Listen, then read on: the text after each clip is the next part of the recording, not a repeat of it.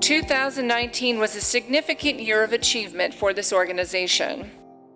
Despite the growing challenges and operating environments around the world, IDLO continued its impressive efforts to deliver concrete results through its project work to further solidify the rule of law.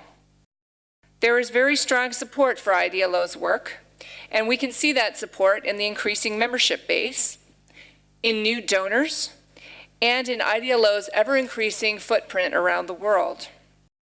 This is my last report to the Assembly of Parties, and I would like to begin by thanking all of you for the trust and confidence that you have shown in my leadership. 8 years ago, on 17th November 2011, you elected me as Director General. 8 years later, thanks to the support of the member parties, partners, and donors, and the hard work of my colleagues here and around the world, IDLO is thriving, programmatically, organizationally, and financially. The enlargement of its membership, most recently to include Qatar, Liberia, and Uganda, is an indication of our growing political support.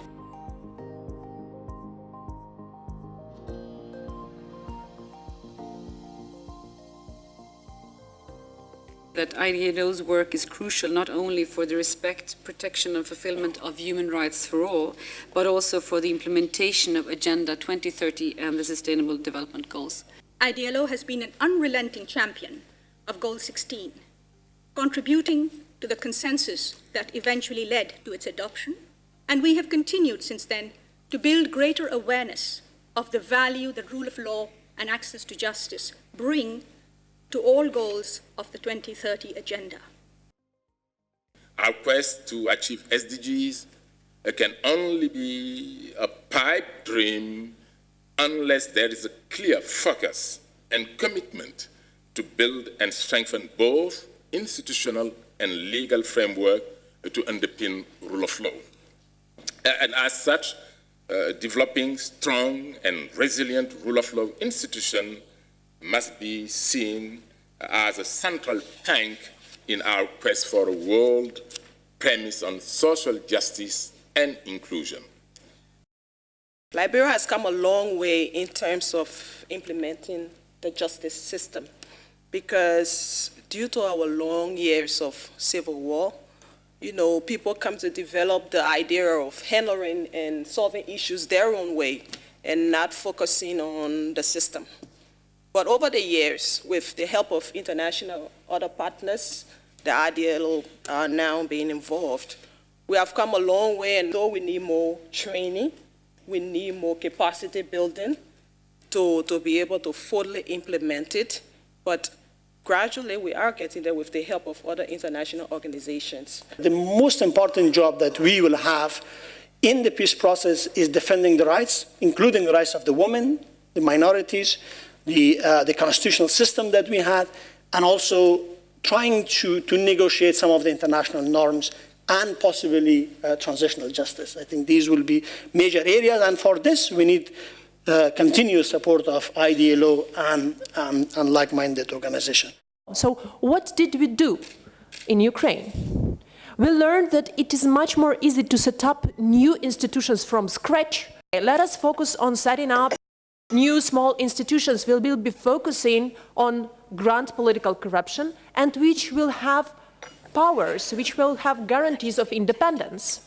And that caused creation of the National Anti-Corruption Bureau with powers to investigate ground corruption, High Anti-Corruption Court with powers to hear these cases, and specialized anti-corruption prosecutors. And the international partners had a crucial role in selecting anti-corruption judges and selecting the leaders of these institutions.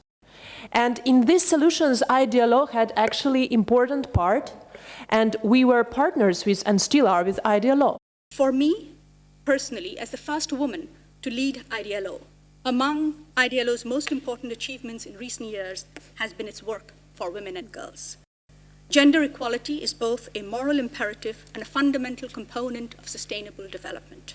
Yet the justice gap for women and girls remains disturbingly deep and wide. We welcome IDLO's focus on gender and we consider those programs some of IDLO's finest. IDLO is crucial for us, helping us to achieve SDG 16 on access to justice for all and the objectives of the Pathfinder's Task Force on Justice, which is to find practical ways to address the actual justice needs of real people, ordinary people around the world.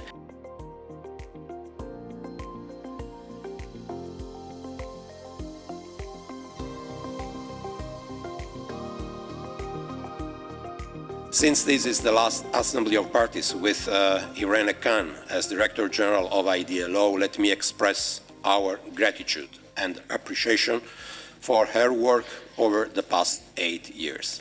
We all have been very impressed from the beginning by her passion and competence and her drive. I believe Irene leaves the organization an enduring, positive legacy. The United States would like to recognize Director General Khan's visionary leadership and extraordinary commitment to the rule of law. During your tenure at the helm of IDLO, you've taken a small niche organization, grown it nearly fourfold, and ensured that IDLO has a seat at the international policy table. Strong donor confidence, increasing membership, and the organization's expanding footprint are all a testament to the excellent results that your organization delivers on the ground, results that you have helped ensure meet the highest standards, often in difficult and challenging environments. Irene, through her tireless work and dedication, did miracles for the organization. I am convinced that her efforts and achievements will always be remembered. I thank the Assembly and member parties for your support to me. I thank our partners for their collaboration. And most of all, I thank my colleagues in offices around the world and here at headquarters, with whom I've shared the challenges and opportunities of the past 8 years. Their commitment and dedicated service to IDLO has been exemplary. Their advice and support to me truly invaluable. I've never ceased to be amazed by their optimism, their ability to see every challenge as another opportunity, and as every opportunity as another opening to advance the rule of law and access to justice and make the world a better place.